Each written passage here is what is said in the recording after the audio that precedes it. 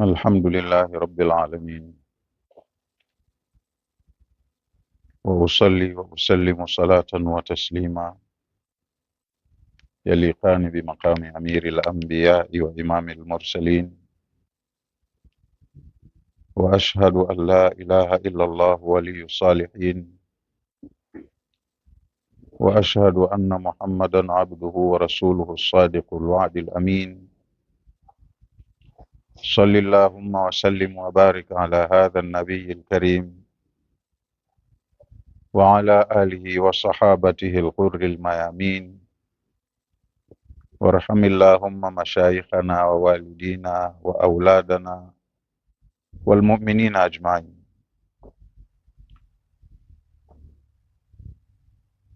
بسم الله الرحمن الرحيم. والسماء والطارق وما أدراك ما الطارق النجم الثاقب إن كل نفس لما عليها حافظ فلينظر الإنسان مما خلق من ماء دافق يخرج من بين الصلب والترائب إنه على رجعه لقادر يوم تبلى السرائر فما له من قوة ولا ناصر والسماء ذات الرجع والأرض ذات الصدع إنه لقول فصل وما هو بالهزل إنهم يكيدون كيدا وأكيد كيدا فمهل الكافرين أمهلهم رويدا.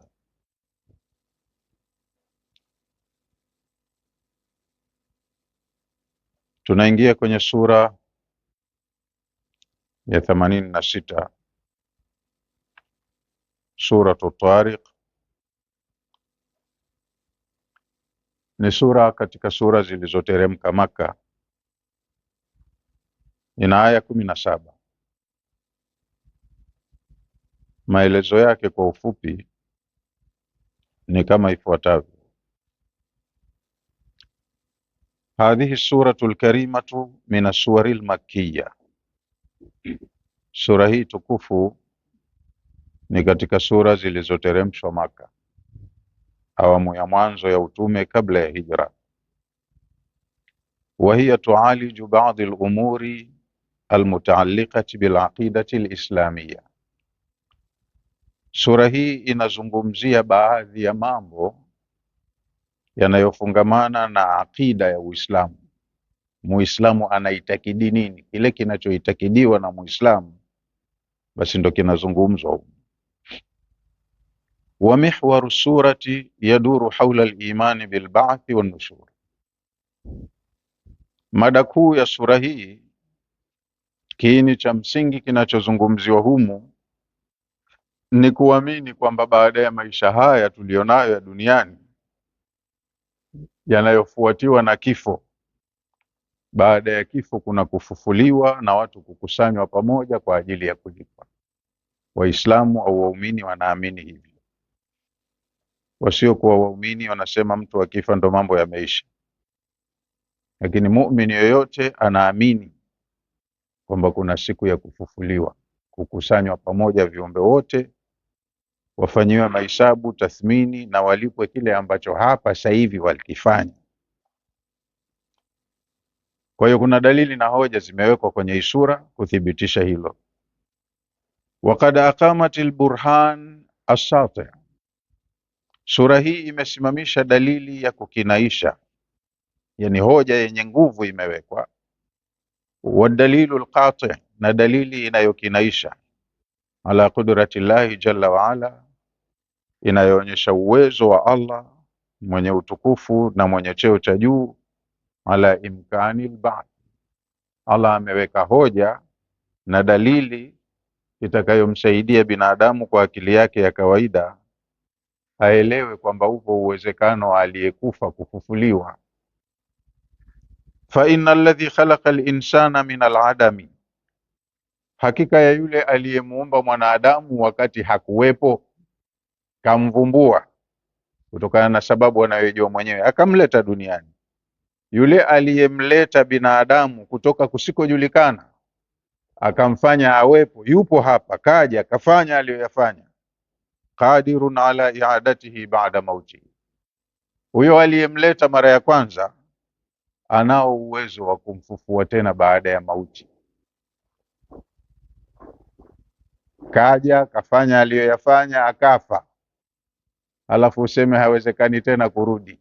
Hilo itakuwa ni jambo la kipuuzi, mwenye akili haamini hivyo.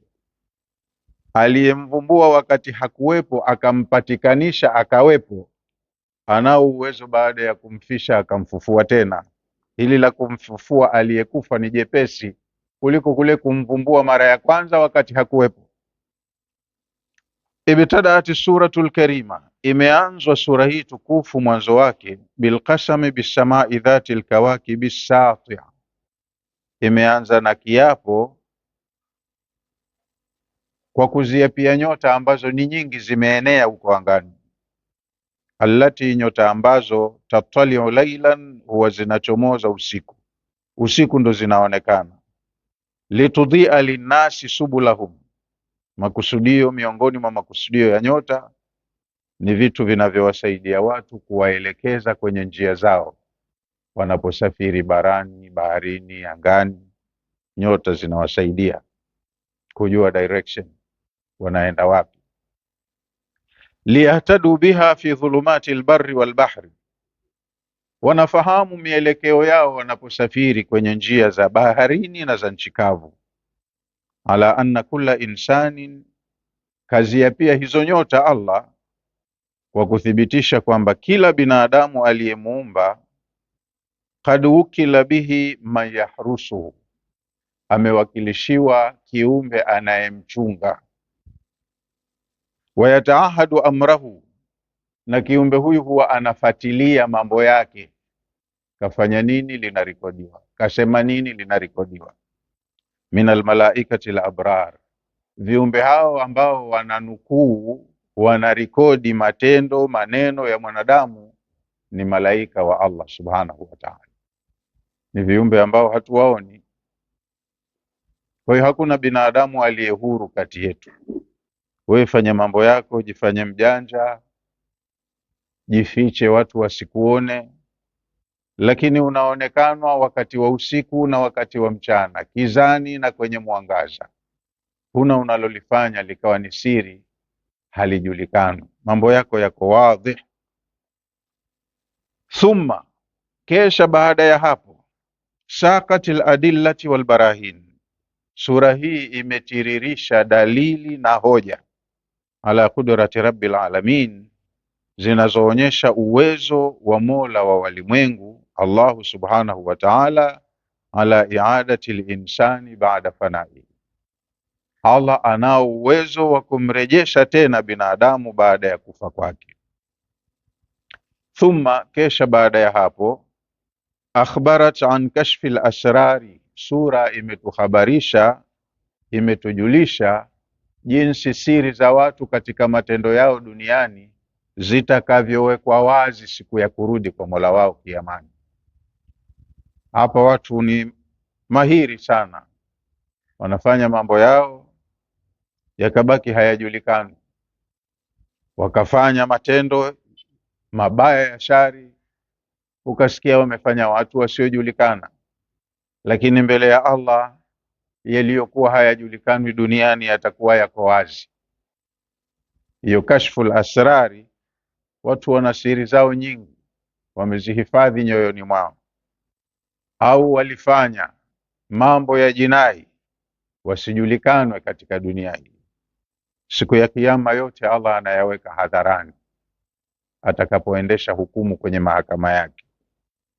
Wahatkil asrari wahatkil astari, siku hiyo ya Kiyama mapazia yatafunguliwa. Kama mtu alikuwa yuko nyuma ya pazia, siku hiyo mapazia yanafunguliwa, watu wanakuwa wako widely open fil akhirah, kwenye maisha ya akhira. Haithu la muina lilinsani wala nasir, huko mbele ya Allah siku ya hukumu, mwanadamu mwenye manyago yake hatopata wa kumsaidia wala wa kumnusuru. Kama una hatia, hatia yako itakutia mwenyewe katika matatizo. Hutompata yoyote wa kukusaidia wala wa kukunusuru. Wa khutimati suratul karima, na imemaliziwa sura hii tukufu mwisho wake bilhadithi anil Qur'ani alazim, kuzungumzia hii Qur'ani yenyewe tukufu. Muujizata Muhammadin sallallahu alayhi wasallam alkhalida, Qur'ani ni muujiza wa kudumu wa Mtume Muhammad sallallahu alayhi wasallam. Ilikuwa ni muujiza wakati mwenyewe yupo hai, na inabaki kuwa ni muujiza hata sasa hivi amekufa. Wa hujjatahu, na hii Qur'ani ndiyo huja yake Mtume, albaligha, inayotosheleza, ila nasi ajma'in, kwa watu wote wanaomkubali na wanaomkataa. Qur'ani inabaki kuwa ni huja yake. Wabayanat sidqa hadha alqur'ani, na aya zake mwisho zimebainisha ukweli wa Qur'ani hii. Wa awadat alkafarata, na hii sura imewaahidi makafiri, almujrimina, wenye kuishi duniani kwa kufanya makosa, imewaahidi bil adhabi alalimi, kwamba watapata adhabu yenye machungu kwenye maisha yajayo. Kwa ufupi au kwa muhtasari, hayo ndiyo yaliyomo kwenye sura hii tunayoisoma hapa yenye aya 17. Bismillahir Rahmanir Rahim. Tunaanza kusoma sura hii kwa kutanguliza jina la Allah, mwenye kuneemesha neema kubwa kubwa na mwenye kuneemesha neema ndogo ndogo. Wasamai wa tariq, aya yake ya mwanzo ni kiapo. Allah kaianza kwa kuapa. Wasamai, ninaziapia mbingu. Watariqi, na ninaviapia vile ambavyo huonekana wakati wa usiku. Atariq ni nyota. Wama adraka matariq, kitu gani kitakujulisha hii tariq iliyoapiwa hapa ni nini? Unajua wewe nini tariq? An-najmu thaqib, ni nyota inayong'aa mno. Kwa hiyo ni kiapo, aya ya mwanzo. Aya ya pili na ya tatu ni elaboration ya hicho kiapo, lakini jawabu alqasam ni aya ya 4. Alichokiapia Allah, anaapa kuthibitisha hili. In kullu nafsin, hakika hapana mtu yoyote, hapana nafsi yoyote, yani nafsul bashari ni binadamu mwenyewe. Hakuna mtu yoyote, lamma alaiha hafiz, isipokuwa anao wenye kuhifadhi mambo yake.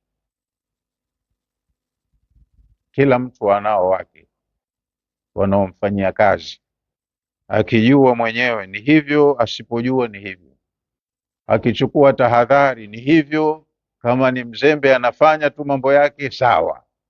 Lakini hakuna binadamu huru isipokuwa kawekewa hufadh, viumbe ambao wana record nini anachofanya, nini anachosema. Teknolojia ya sasa inatuthibitishia haya. Watu wanatiwa chips, au samaki baharini wanawekewa chip, anajulikana nyendo zake, sasa hivi yuko kwenye location gani, anafanya nini. Wanadamu kama Allah alivyoahidi, kasema Allah katika suratu Fussilat, sanurihim ayatina. Qur'ani inawaelezea mambo ya uwezo wetu, wanayakataa wanadamu. Lakini sanurihim ayatina, tutawaonyesha wanadamu dalili zetu, miujiza yetu, uwezo wetu, fil afaqi, kuanzia anga za juu kwenye outer space, wa fi anfusihim, tutawaonyesha hata kwenye nafsi zao wenyewe, miilini mwao, dalili za uwezo wetu. Hata yatabayana lahum annahu alhaqu, tutawaonyesha dalili zetu mpaka iwabainikie kwamba Qur'ani inachosema ni kweli. Wenyewe watakuja kukiri, waseme Qur'ani imesema kweli. Hao mwanzo walijitia hamnazo wakapinga, lakini wanaokuja leo wana proof kila kitu, black and white, wanaweka wazi, hichi ni kweli, hichi ni kweli, hili linawezekana. Kwa hiyo kaapa kuthibitisha mwanadamu hayuko huru, mambo yake yanayoyafanya katika matendo au maneno yake yanayoyasema kwenye kauli zake hazipotei bure, ziko recorded, na halafu kumbukumbu hizo zinatunzwa mahala maalum, atakuja kuonyeshwa mwenyewe mwanadamu siku ya hisabu.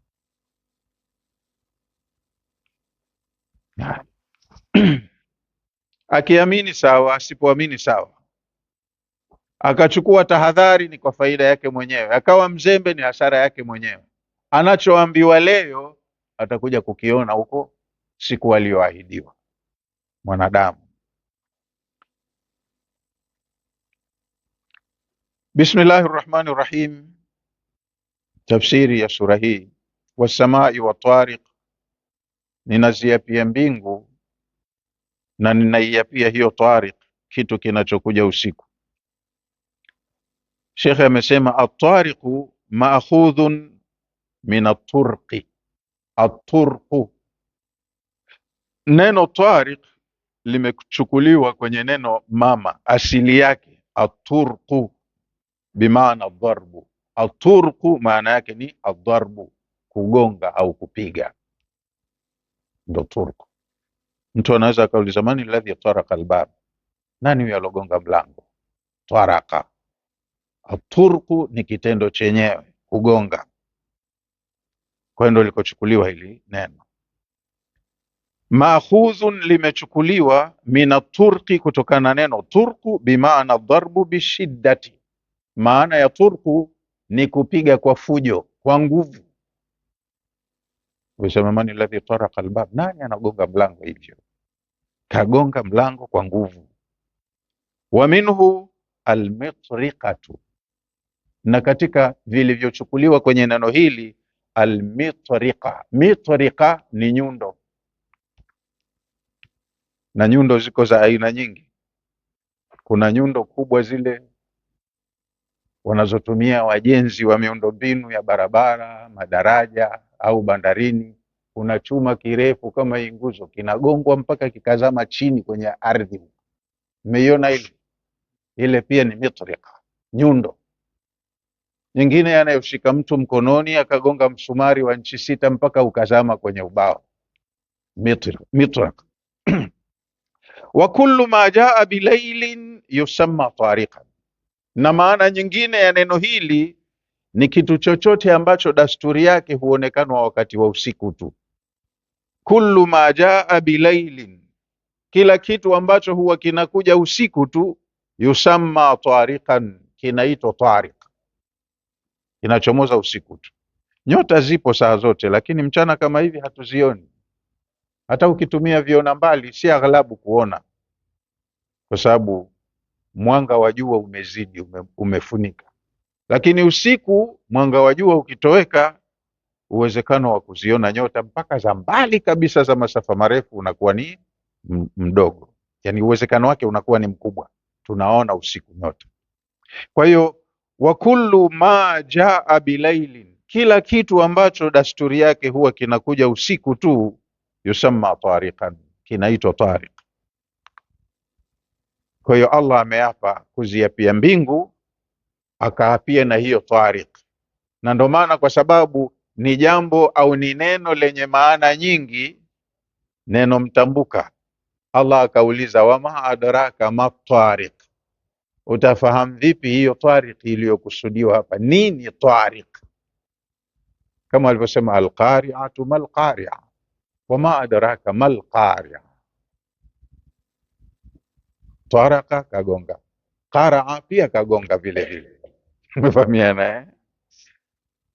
Kullu ma jaa bilailin, kila kinachokuja usiku, yusamma tariqan, kinaitwa tariq. Wasamai wa tariq, naziapia mbingu na ninaiapia hiyo tariq. Uqsimu bisamai, ninaiapia mbingu. Wa bilkawakibi nayira, na ninaziapia nyota zenye kung'ara, zenye kutoa nuru. Hakusema kaukab kwamba ni nyota moja, kasema wa bilkawakibi nayirati, ninaziapia na nyota zile zinazotoa nuru, zinazong'aa. allati, nyota ambazo tadhharu lailan, huwa zinaonekana au zinadhihiri wakati wa usiku, wa takhtafi naharan, na wakati wa mchana zinakuwa zinajificha, hazionekani. Kaapia mbingu na vile vinavyoonekana mbinguni wakati wa usiku. Ana hikma yake Allah kwenye kila anachokiapia.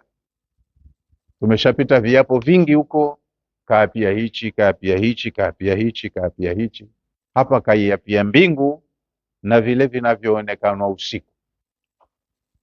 Qala almufassiruna, wanasema wanawachuoni wa tafsiri, wanawachuoni wataalamu wa tafsiri ya Qur'an, wanasema yusamma najma tariqan, nyota huwa inaitwa tariq, liannahu, kwa sababu, innama yadhharu billaili wa yakhtafi binnahari, nyota zina tabia ya kudhihiri usiku, mchana zinajificha. Mchana hatuzioni nyota, usiku ndo tunaziona. Ndo zimeitwa tariqan kwa sababu ya tabia yake ya kuonekana usiku.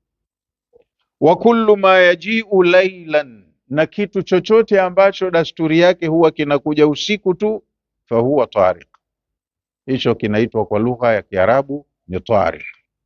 Kwa hiyo kaziapia mbingu, akaziapia na nyota ambazo dasturi yake huonekana wakati wa usiku. Wama adraka ma tariq, na kitu gani kitakujulisha wewe, utafahamu nini katika hili neno tulilolitumia, nini tariq? Wama adraka, ukisema la adri manake sijui, ukisema adri manake najua. Sasa ma adraka, nini kitakujulisha? Wama adraka ma tariq, kitu gani kitakujulisha mpaka ufahamu hiyo tariq ni nini? Istifhamu litafkhimi wa ta'zimi. Allah ameuliza swali, kazi ya suala hili ni kumtaka msomaji wa maneno haya au msikiaji wa maneno haya aipe uzito hii taarifa. Atafkhim ni uzito, aipe uzito hii taarifa. Wa ta'zimi, na ajue ukubwa wake, kwamba pamezungumzwa jambo kubwa, anatakiwa pay attention, halafu pay concentration wakati wa kusoma, azingatie vizuri. Swali hilo ndo maana yake. Utafahamu vipi? Utajuaje maana ya tariq? Zingatia kwa makini. Yani, wama alladhi a'lamaka ya Muhammadun ma haqiqatu hadha an-najm, ewe Muhammad, kwa sababu yeye ndo aliyeteremshiwa mwanzo Qur'an, lakini Muhammad hayupo na hii aya bado ipo, mimi na wewe tunaisoma. Kwa hiyo ukiisoma ujue unaulizwa wewe hilo swali.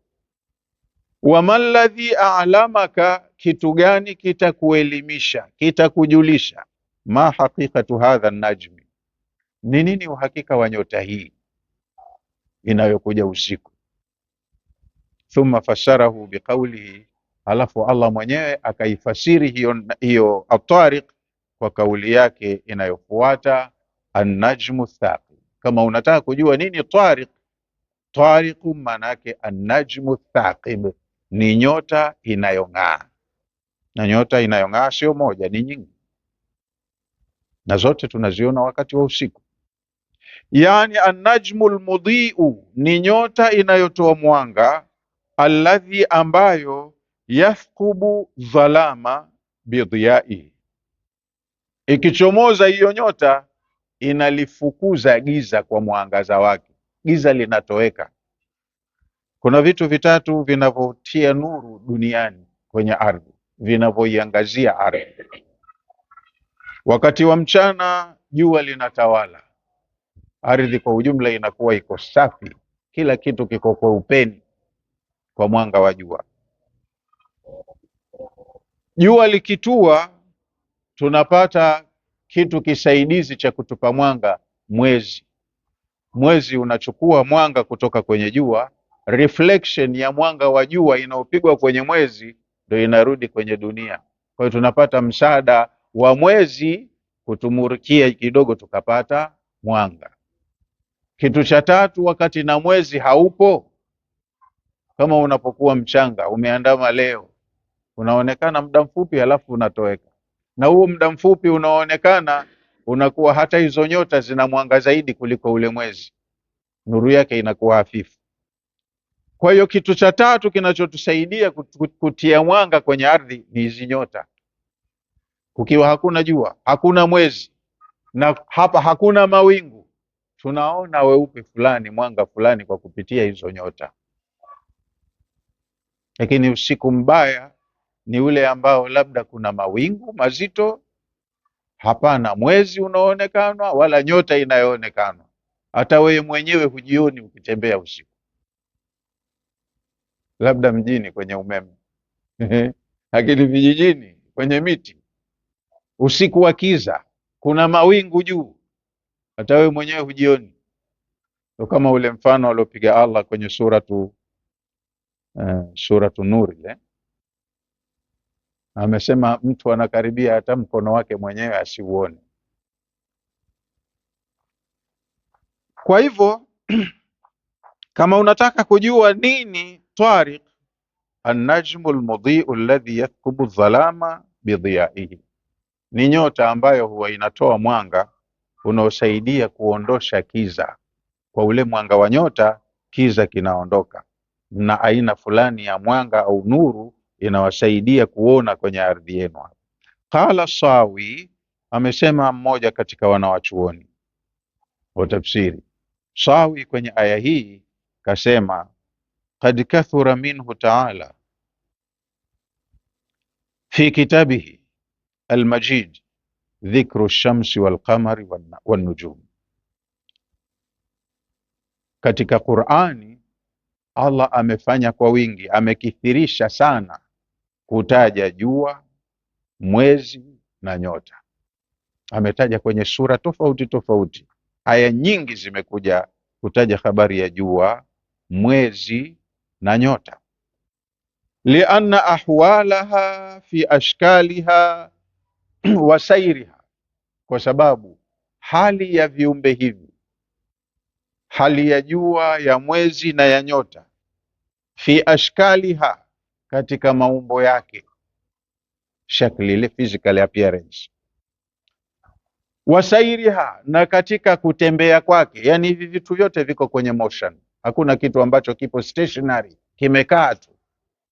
Zamani sisi tulipoanza kusoma sayansi darasa la 6, tulikuwa tunafundishwa skuli kwamba solar system ni jua na sayari zake 9, lakini tulikuwa tunaambiwa the sun is stationary, jua limetulia tu mahala pamoja, limekaa tu, and all planets around it, nyota zote zinazozunguka, moving on their orbits, zinazunguka kwa kupita kwenye njia zake. Kwa hiyo jua lipo kama hapa, hili ndo jua limekaa tu, lakini kuna njia ndizo ambazo hizi sayari nyingine zinapita kulizunguka jua. Tulikuwa tunafundishwa hivyo kwamba jua limekaa tu. Lakini sisi wengine ambao tulikuwa tuna elimu mbili, tumekuta katika kusoma kwetu Qur'ani inasema washamsu tajri limustaqarri laha dhalika taqdirul azizil alim. Sasa tukawa tunachanganyikiwa, hawa watu hamnazo au hawajaelewa? Qur'ani inasema washamsu tajri limustaqarri laha, jua linatembea kwenye njia yake na lina kituo chake cha kuanzia safari na kumalizia safari. Kama linaanza hapa, linatembea nalo kwenye duara lake mpaka linafika hapa, linaanza tena safari. Huko nyuma uchunguzi wa wachunguzi uliwaonyesha kwamba jua halitembei, limetulia, hizi sayari ndo zinalizunguka.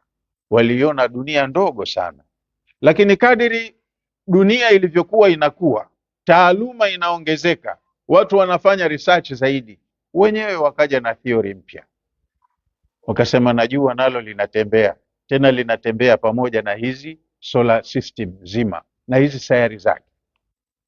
Kwa hiyo kuna mwendo ambao sayari yenyewe inazunguka, rotation, na kuna mwendo ambao sayari inazunguka kulizunguka jua, ndo revolution. Halafu hizi sayari zinazolizunguka jua na jua lake navyo havikutulia, vinatembea navyo kwenye eneo lake.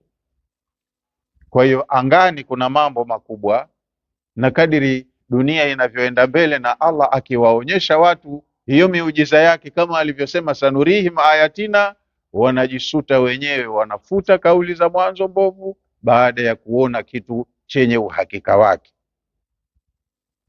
Wanasema angani hii solar system sio moja, sio kwamba tuna sisi na jua letu tuna sayari 9.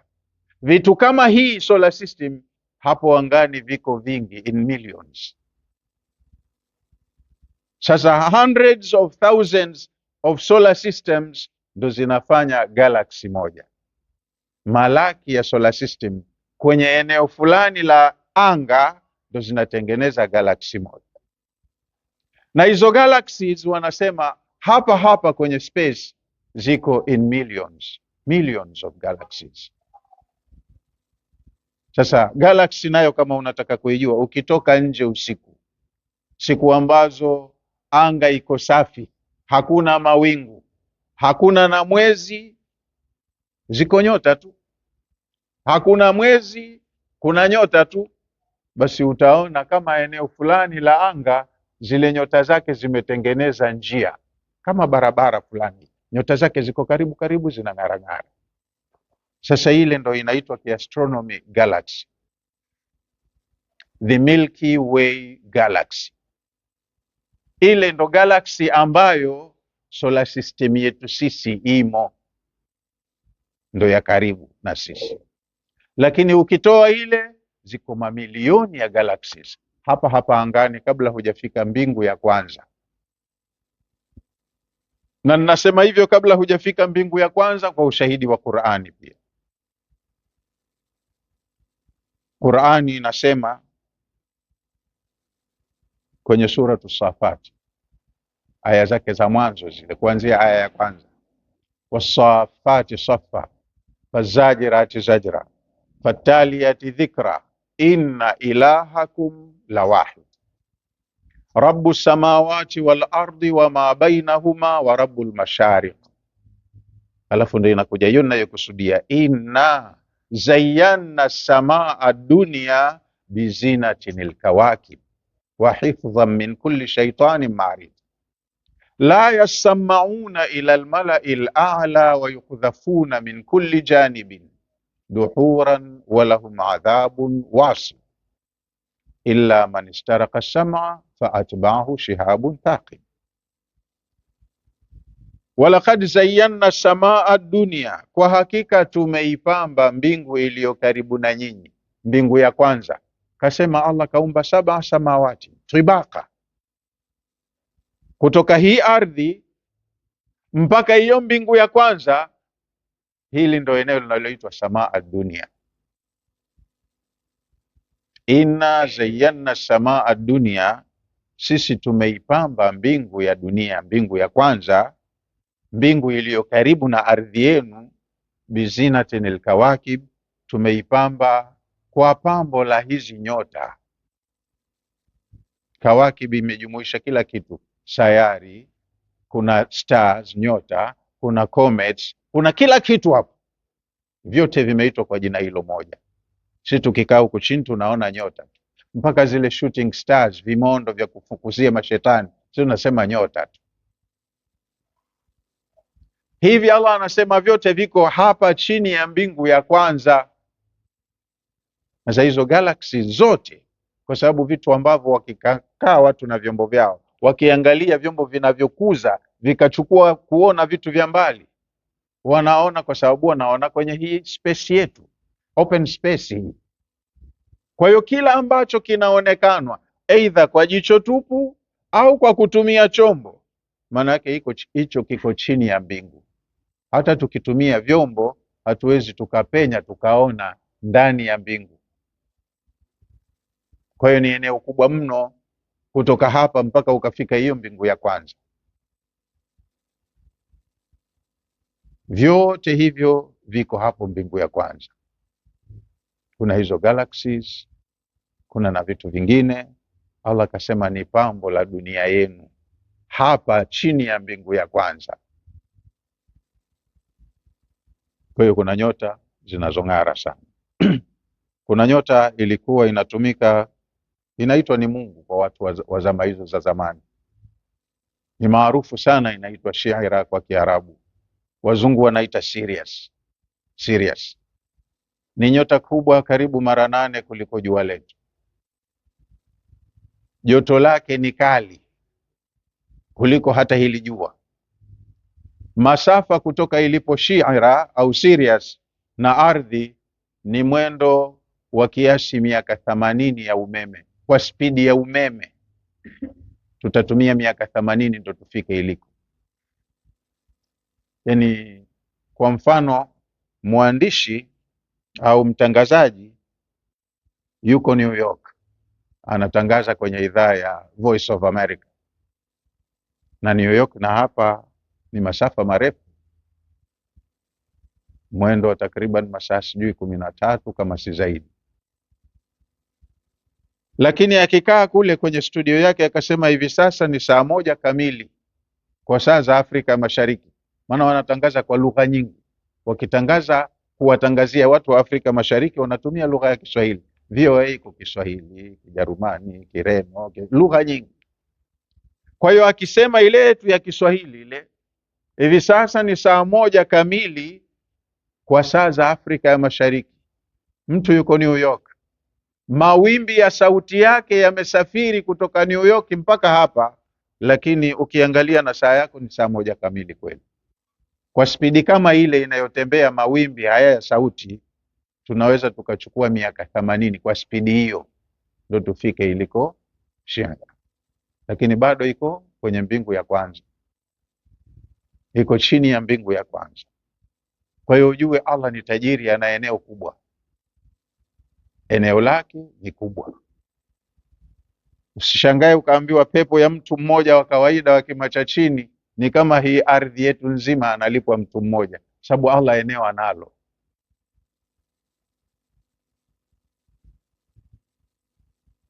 Inafahamika hiyo? Haya. Kwa hivyo Allah subhanahu wa ta'ala anaonyesha uwezo wake kwa dalili ya aya hizi. Wale wanadamu wenye akili wafahamu pawa yake kwa kupitia alivyovifanya Allah, basi watu watajua uwezo wa mfanyaji wa vitu hivi. An-najmu thaqib, wama adraka ma tariq, kitu gani kitakujulisha mpaka ufahamu nini tariq? An-najmu thaqib ni nyota yenye kung'aa, ina mwanga mkali.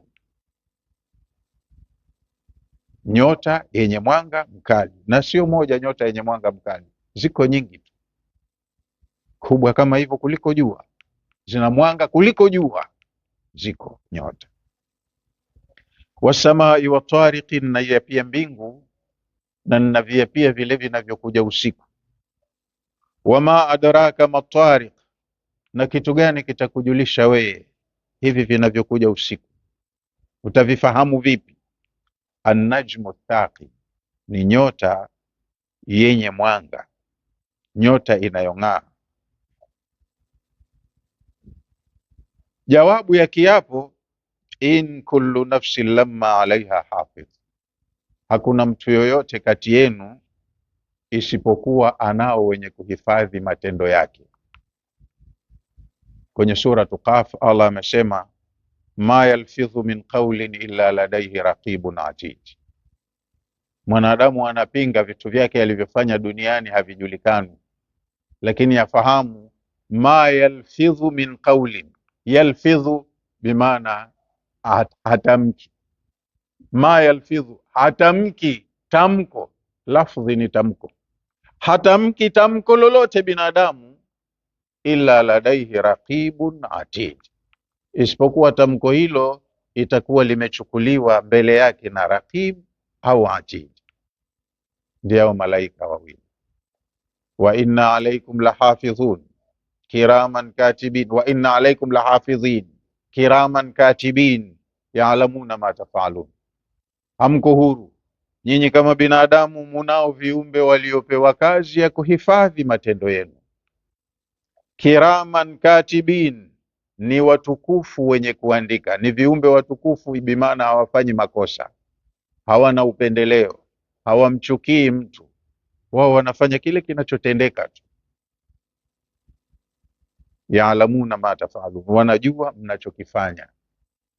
Kwa hiyo ma yalfidhu min qawlin, binadamu hatoi lafdhi ya neno lolote kinywani mwake, illa ladaihi raqibun atid, isipokuwa mbele yake wapo hao malaika wawili. Neno hilo litakuwa limehifadhiwa na raqib au litahifadhiwa na atid, kwa sababu mmoja anaandika mazuri tu, mmoja anaandika mabaya tu. Kila mtu kati yetu ana mafaili mawili au ana mafolda mawili. Moja linawekwa kumbukumbu ya maovu yako tu, na moja linawekwa kumbukumbu ya mema yako matupu. Mpaka siku ya Kiyama inachukuliwa kumbukumbu kutoka faili B, zinawenda kujumuishwa na faili A, ndo kinatengenezwa kile kitabu. Wa kulla insanin, kila binadamu, alzamnahu ta'irahu fi unuqihi, tutamfungamanisha naye mwenyewe ndege wake shingoni mwake.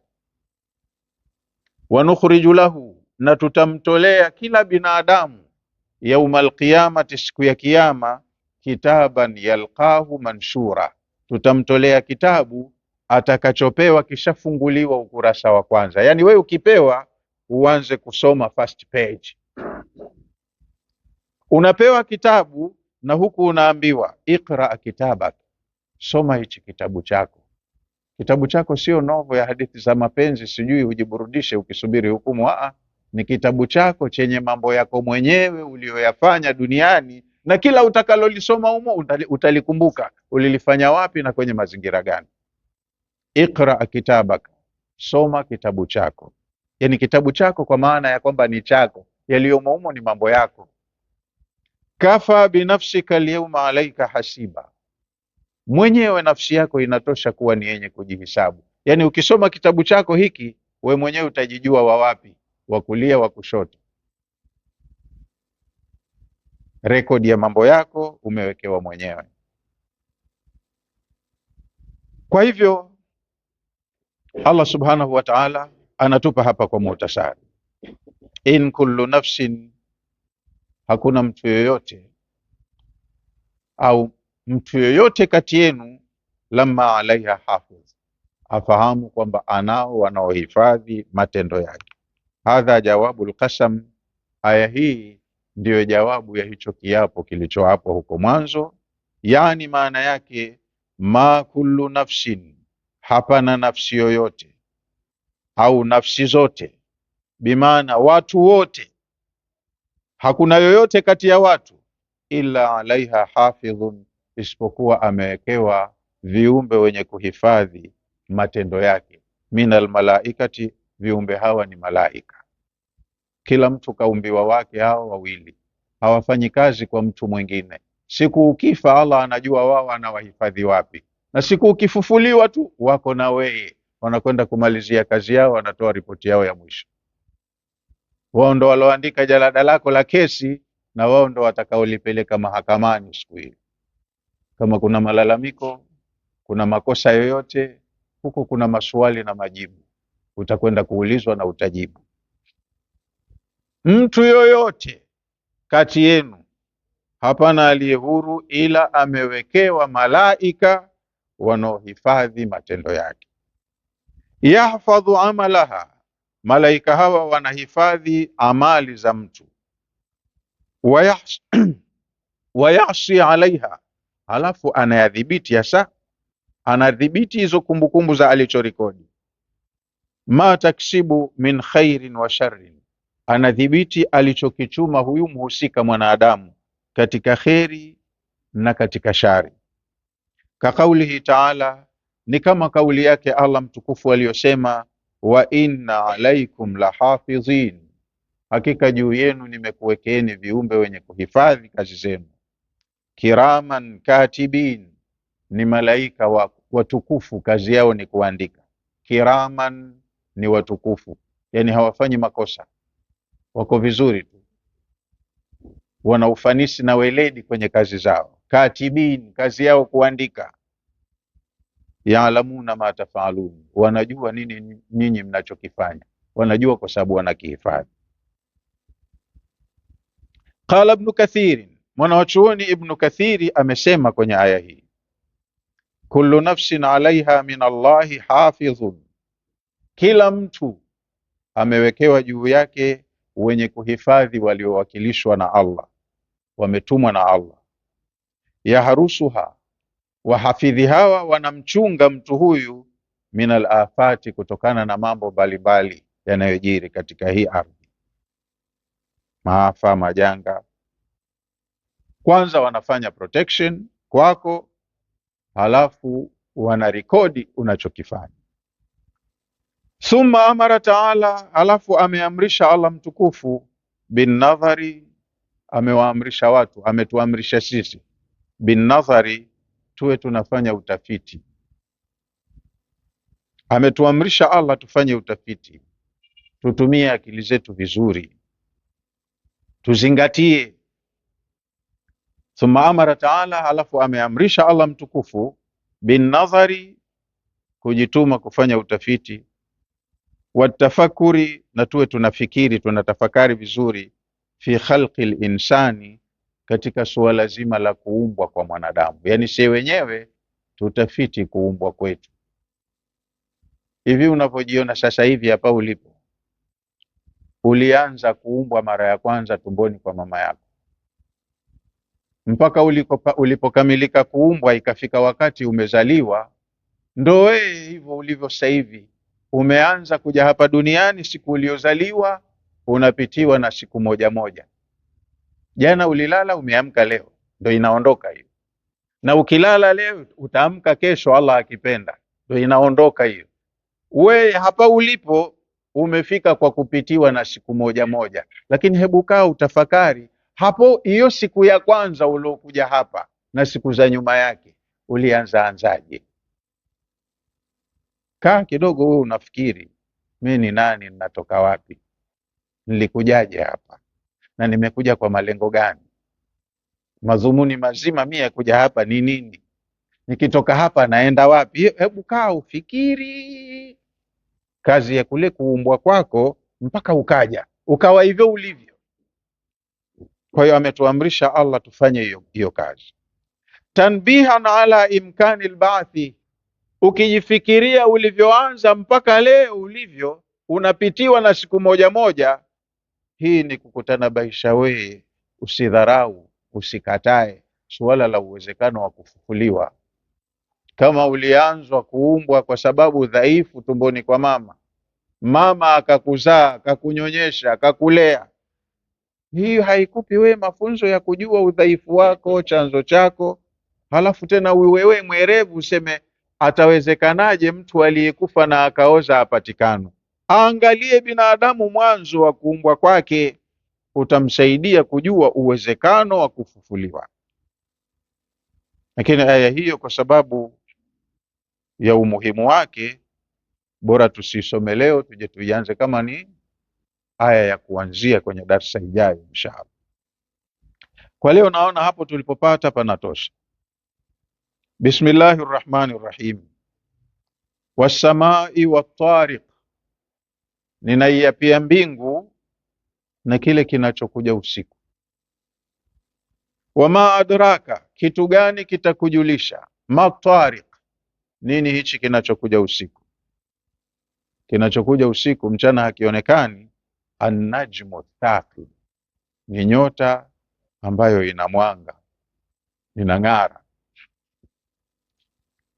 Jawabu ya kiapo hicho, in kullu nafsin lamma alaiha hafiz, kila mtu hayuko bure, ila anao juu yake viumbe wanaoyahifadhi mambo yake katika maneno anayoyasema. Yani wewe ukilala, orodha ya maneno yako yote uliyotamka mchana na usiku ipo imehifadhiwa kwa maandishi. Orodha ya vitendo vyako vyote ulivyofanya tangu umeamka mpaka umelala tena imehifadhiwa kwa maandishi. Kila kitu chako kinahifadhiwa, na kuna viumbe maalumu, wao kazi yao ni hiyo tu. Wao hawali chakula wakasema sasa hivi naenda hotelini kuongeza vocha. Maana vijana wa mjini kuweka msosi wasema anaongeza vocha, anatia salio. Wao hawatii salio, Malaika hawali hawanywi, tangu ulipozaliwa unao, wanafanya kazi na wewe mpaka siku unakufa. Ukifa Allah anajua anawahifadhi wapi, lakini siku ya kufufuliwa wako na wewe, wanakusindikiza mpaka mauqiful qiyama, wanakwenda kumaliza kazi yao ya kukabidhi ripoti ya walichokinukuu, walichokiandika. Hupingi kitu huko, hudanganyi mbele ya Allah.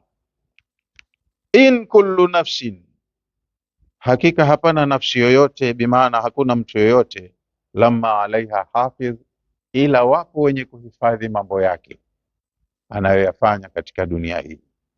Kwa hiyo wewe nenda zako mjini joto, nenda Intebe, nenda kwenye makasino, furahi roho yako, we chochote utakachofanya kinahifadhiwa. Soma Qur'ani, maneno ya Allah, au ipuuze, kila kitu wao wanahifadhi tu. Kila mtu amewekewa viumbe hao, kazi yake ni kuhifadhi nini binadamu huyu kafanya, wala hawampendelei mtu, wala hawampi mtu kiki. Wao wanafanya wanaandika kilichofanywa au kilichosemwa, kasema basi. Kwa hiyo idadi ya maneno itakuwa inajulikana siku umekufa, idadi ya hatua ulizotembea inajulikana, idadi ya pumzi ulizopumua inajulikana. Kila kitu chako kimehifadhiwa kwa maandishi.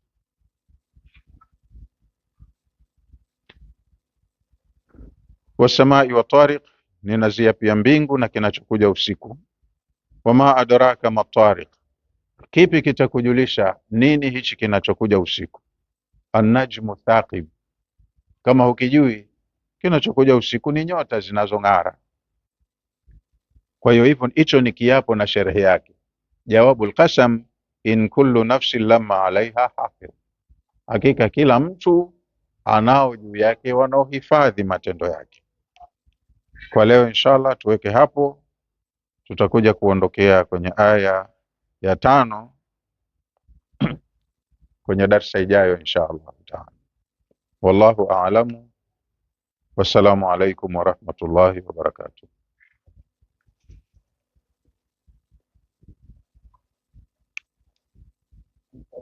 Bismillah.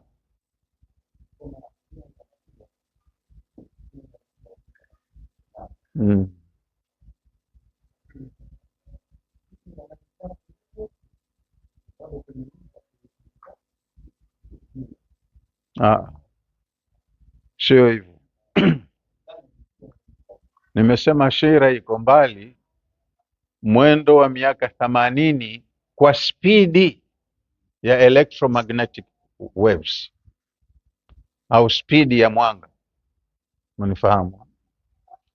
Iko mbali, wala haihusiani na jua, lakini huko iliko masafa yote hayo ni kwamba ina nguvu zaidi mwanga wake, kimo chake kuliko jua letu, lakini viko mbali kabisa. Jua letu linashirikiana na hizi sayari 9 walizozipa majina wanasayansi: Mercury, Venus, Earth, Mars, Jupiter, Saturn, Uranus, Neptune na Pluto. Hili ndo eneo letu la karibu, ndo solar system yetu. Na nikasema hii hapa angani solar system ziko nyingi, malaki zipo hapa, pengine malaki upite ndo ikute hiyo shera, lakini ni nyota na inaonekana hapa duniani. Umenifahamu? Inshallah. Naam Sheikh.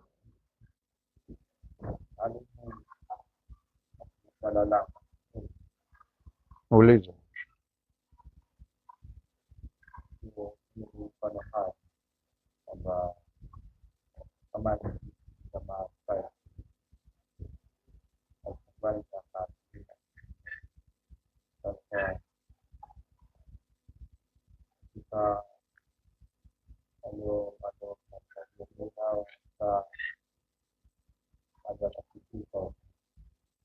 Majeruhi au marehemu?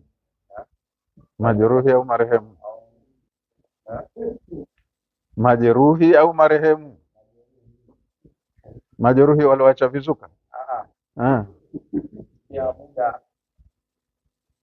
huko wakati mama waliolewa Mm. hapa waume na watafu Naam. baada ya kuolewa na kuamka alikuja na baada anaumia akitokea Mm. kwa mfano kama kufanya kutokea Mm. kwa mfano kama kwa miaka Ndio. sasa na baada ya kujibani ile kutokea sio Mm. katika wazazi kwa wingi Mm. na salamu au Mm. anataka Ndio. ile na sio Mm. na hapo na kwa Hili ni suala la kisheria. Mitihani kama hiyo inatokezea, mtu kapotea, taarifa za uhai wake au kufa kwake haziwezi kuthibitishika, watu wakaamua kafa. Mwanamke kweli anaolewa, maana anashindwa kustahimili, ataolewa. Lakini ikitokezea karudi, hilo ni suala la kisheria, na dini yetu inaenda na sheria. Tumeteremshiwa sheria. Kwa hiyo mahala pazuri pa kulipeleka hilo ni mahakamani kwa kadhi muslimin. Wao mahakama wana wataalamu, watadadisi, watahoji, alafu watajua wahukumu vipi. Lakini baada ya yote, huyu aliyekuwa ni mume wa huyu bibi, madamu hajampa talaka, ana haki zaidi ya kwamba huyu ni mke wake. Sasa kitakachojiri mwisho wa yote, akimtaka mkewe, ile ndoa aliyoolewa na watoto aliozaa haitozingatiwa. Ndoa ile aliyoolewa ya pili, kwa sababu hakuna katika Uislamu kufunga ndoa kwa mtu ambaye ana ndoa tayari. Kwa hiyo madamu mwenyewe keshaonekana, hiyo ndoa yake itakuwa pale pale imebatilika. Huyu bwana akitaka atachukua mkewe, na yule aliyeoa likishathibiti hili hana objection, itabidi akubali tu matokeo, asamehe mke wa watu, akatafute mwingine hao. Lakini yote kwa yote ni suala la kisheria, linaamuliwa mahakamani. Wallahu a'lam.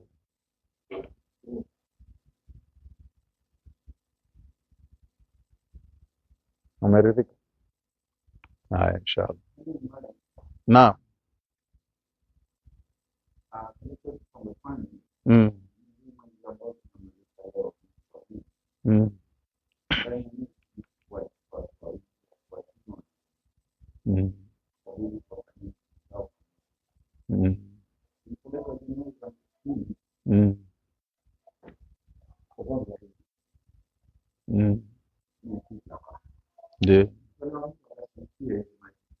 Mm. Mm. Mm. Mm. Mm. Ndio. Mm. Mm.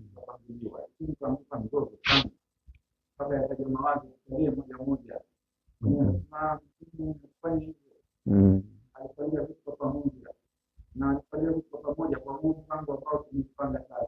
Mm.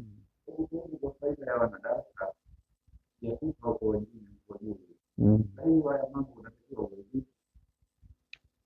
Usahihi wa haya mambo ni kwenye hadithi ya Mtume, anasema innamal a'malu binniyati wa innama likulli imri'in ma nawa. Nia yetu ni kuwasalia hawa maiti wengi, kama kwa mfano kwenye vita vya Uhud wamekufa mashahidi 70 kwa mfano au zaidi.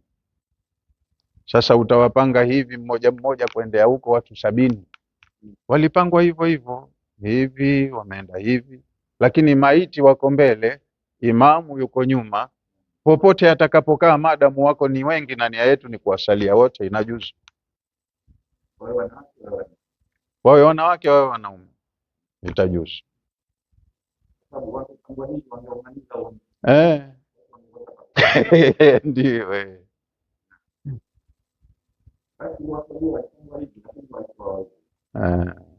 inafaa. Si tunawasalia hawa maiti wote, na imamu wetu ndio yuko mbele, maamuma wote wanakuwa nyuma ya imamu.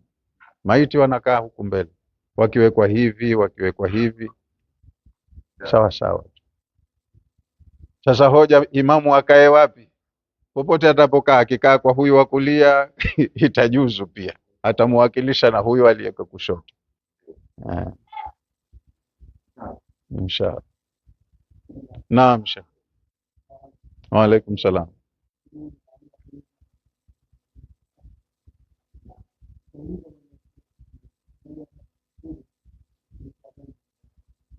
Mm.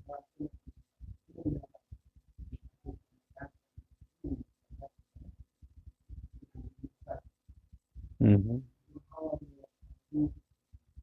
Mm. Hakuna. Naam, lakini ndo watu wenye fani yao wanafadhilisha fani yao. Kuna siku Mtume aliswali swala ya asubuhi nje ya mji wa Madina, walikuwa kwenye operation zao za kijeshi huko, wakafikwa na wakati wa swala ya asubuhi, wakasali, ikanyesha mvua. Maamuma wakagawanyika. Sasa wasema hii ni nyota fulani imetuletea mvua, wengine wakasema hivi na hivi. Alipomaliza swala yake, Mtume akawaambia, yoyote atakayesema tumepata mvua kwa sababu ya baraka ya nyota fulani kakufuru. Sasa watu wenye fani zao ndo hivyo, wanavutia tu upande wao. Hapa kasimama zuhura hapa hapa sasa hivi zohali. Hayo mambo yote upuuzi mtupu, hayafai kwenye sharia. Ukiwa na imani hizo, wewe unakuwa unashirikisha. Kwa hiyo atakayesema tumepata mvua kwa sababu ya nyota fulani, Mtume asema huyo kakufuru, na atakayesema tumepata mvua kwa sababu ya baraka za Allah na rehema zake, huyo ndo atakuwa muumini wa kweli. Hizo fani hatutakiwi kuziendekeza. Naam.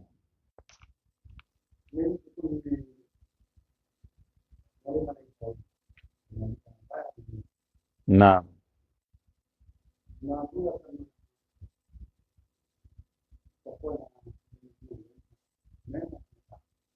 Mm.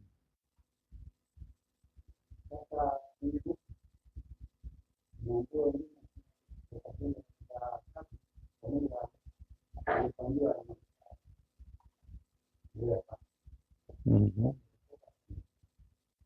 Mhm.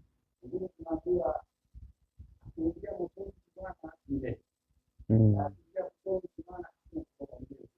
Mhm.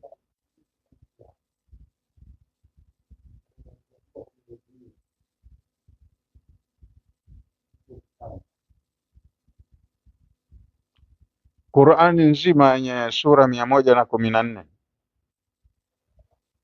hakuna aya iliyosema kwamba kuna watu watakwenda motoni kwa muda kwa sababu ya dhambi zao wakoshwe, alafu watatolewa waende peponi. Hakuna aya iliyozungumza hivi. Umenifahamu eh? Hadithi ziko, lakini wataalamu wa hiyo fani ya hadithi wanasema hadithi nyingi zenye mambo kama haya, nyingine zinakuwa si sahihi. Kuna watu wamezua kwa akili zao na elimu zao wakamsingizia Mtume.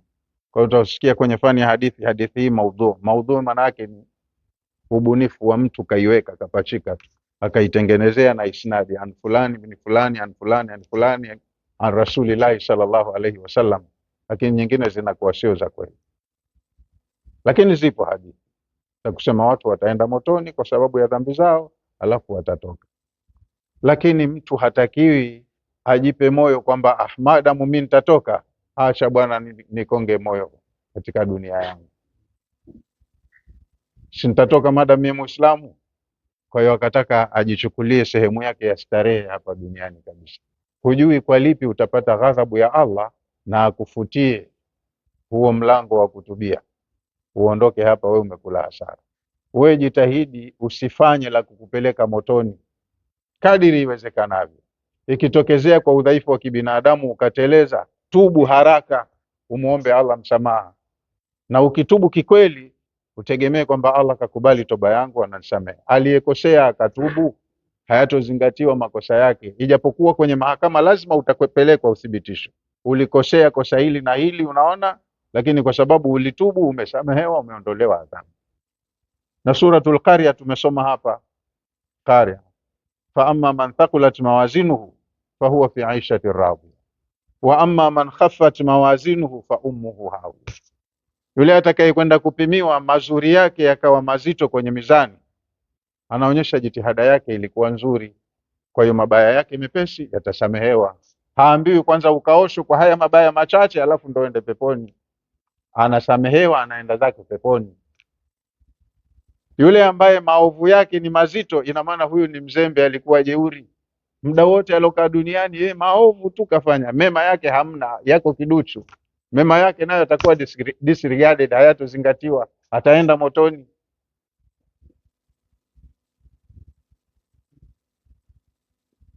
Lakini huko kuna hisabu, tathmini. Wako ambao wamekosea, hakuna anayekuwa na ukamilifu katika binadamu, lakini wamekosea. Wakoseaji wazuri ni wale wenye kutubia. Mtume kasema, wa khairal khataina at-tawwabun. Wakoseaji wazuri ni wale ambao baada ya kosa anajuta, akatubu, akamalizia vizuri. Sasa ukimalizia vizuri, basi wewe utakuwa ni mtu wa kheri. Wallahu aalam. Sasa usipige hesabu za kwamba nitakaa kidogo motoni alafu nitatoka. Ukipiga hesabu hizo utajipa moyo wa kufanya yaliyopo mbele yako, bali yuridu linsanu liyafjura amama. Binadamu ataka ajitengenezee mwanya wa kutengeneza kufanya zile fujuri zilizopo mbele yake. Watu wakastarehe na yeye astarehe. Utakuja kukosa nafasi ya kutubia, ufe vibaya. Wallahu a'lam.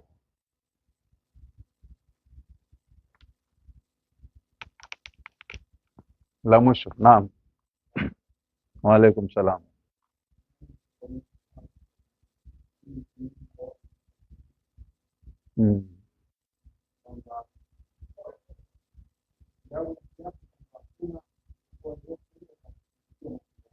Naam.